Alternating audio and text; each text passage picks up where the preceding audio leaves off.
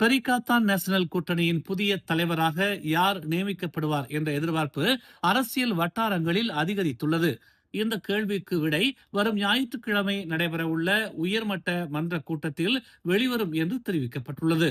Perikatan national துணைத் தலைவர் மற்றும் பாஸ் கட்சியின் தலைவரான தான்ஸ்ரே அப்துல்ஹடி அவாங் தலைநகரில் உள்ள பாஸ் கட்சியின் தலைமையகத்தில் நடைபெறும் இந்த கூட்டத்தில் புதிய பெரிகாத்தான் நேஷனல் தலைவரை தேர்வு செய்வதுடன் நாடாளுமன்றத்தில் புதிய எதிர்க்கட்சி தலைவரை நியமிக்கும் விவகாரமும் ஆலோசிக்கப்படும் என்று கூறினார்.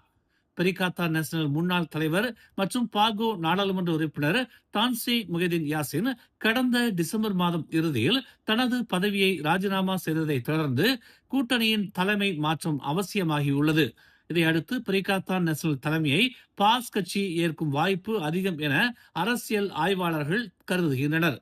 புதிய தலைவரை தேர்வு செய்வது குறித்து விரிவாக விவாதித்து முடிவெடுக்கப்படும் என்றும், அதேபோல் எதிர்க்கட்சி தலைவர் பதவி பற்றியும் கூட்டத்தில் பேசப்படலாம் என்றும், இதுவரை பாஸ் எந்த இறுதி முடிவையும் எடுக்கவில்லை என்றும் அப்துல் ஹடி அவாங் தெரிவித்துள்ளார். மேலும் செய்திகளை தெரிந்து கொள்ள தமிழ் மலர் இணையதளம், தமிழ் மலர் செயலி மற்றும் மலர் டிவி யூடியூப் சேனலை வலம் வாருங்கள்.